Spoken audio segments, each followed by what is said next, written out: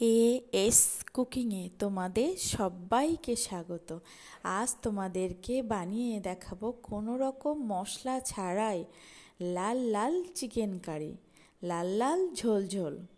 তার জন্য ভিডিওটি সম্পূর্ণ দেখার অনুরোধ রইল। 700 গ্রাম চিকেন নিয়েছি। চিকেনে 1 চামচ লবণ, 1 চামচ সাদা তেল আর দেব অল্প একটু ঝাল লঙ্কার গুঁড়ো দিয়ে মেখে 8 ঘন্টা রেখে দেবো। এইভাবে রাখলে খুব নরম হয় চিকেন।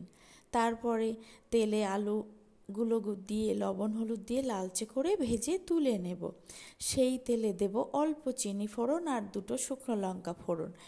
দেওয়ার পরে সেই চিকেনগুলো একে একে এপিট ওপিট একটু লালচে করে ভেজে তুলে নেব। চিকেনগুলো ঠিক 2 মিনিট মতো ভেজে নিয়েছি হাই হিটে, বেশি ভাজলে চিট হয়ে যাবে। এইভাবে সবগুলো ভেজে তুলে নিলাম। তারপরে সেই তেলে দেব 2টো কোচানো পেঁয়াজটা একটু ভাজা ভাজা হবে, তখন দেব একটা টমেটো দিয়ে দেব আমি 7 থেকে 8টা শুকনো লঙ্কা আর 9 কোয়া রসুন। আমি কিন্তু এতে আদা দিইনি। এবার দেব পরিমাণ মতো হলুদ দিয়ে সুন্দর করে কষিয়ে নেব। কষানোটা যত ভালো হবে রান্নার টেস্ট বা কালারটা কিন্তু ততটাই ভালো আসবে।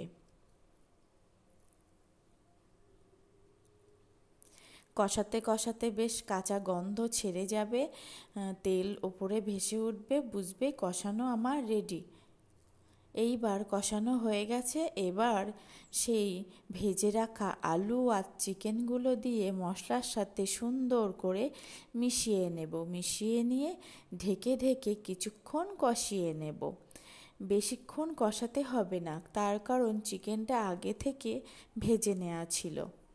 এইভাবে ভেজে নিলে দারুণ একটা টেস্ট হয়। আর তার আগে লবণ মাখিয়ে রেখেছিলাম, লবণ ঝাল তেল, ওর জন্য চিকেনগুলো হাড় পর্যন্ত সিদ্ধ হয়ে যায় আর খুব সুন্দর টেস্টি হয় খেতে। যদি সলিড পিসও থাকে সেইগুলোর ভিতরও লবণ ঝাল ঢুকে যায় আর খেতে সলিড পিসও দারুণ লাগে। এইবার চিকেনটা বেশ কষানো হয়ে গেছে, পুরো তেলটা ছেড়ে দিয়েছে। এবার দেব কাশ্মীরি লাল লঙ্কার গুঁড়ো দিয়ে সুন্দর করে মিশিয়ে দেব ফুটন্ত গরম জল।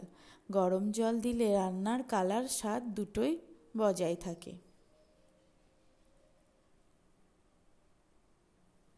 এবার জল দিয়ে বেশ কিছুক্ষণ ঢেকে রান্না করে নেব। এটা বেশ হালকা পাতলা ঝোল ঝোল হবে। গরমের দিনে এইভাবে বানিয়ে দেখো, আর তখন মনে হবে না অন্যভাবে বানায়, এত টেস্ট হয়। দুপুরে গরম গরম ভাত দিয়ে এমন লাল লাল চিকেন কারি কে কে ভালোবাসো অবশ্যই কমেন্টে জানিও। আর ভিডিওটা ভালো লাগলে অবশ্যই লাইক শেয়ার কমেন্ট করে জানিও কেমন হলো, আর সাবস্ক্রাইব করে পাশে থাকার অনুরোধ রইল। চিকেনটা প্রায় আমার হয়ে এসছে, লবণ ঝাল ঠিক মতো চেখে নিলাম। চেখে নিয়ে একদম প্রায় শেষে দেব কটা দারচিনি।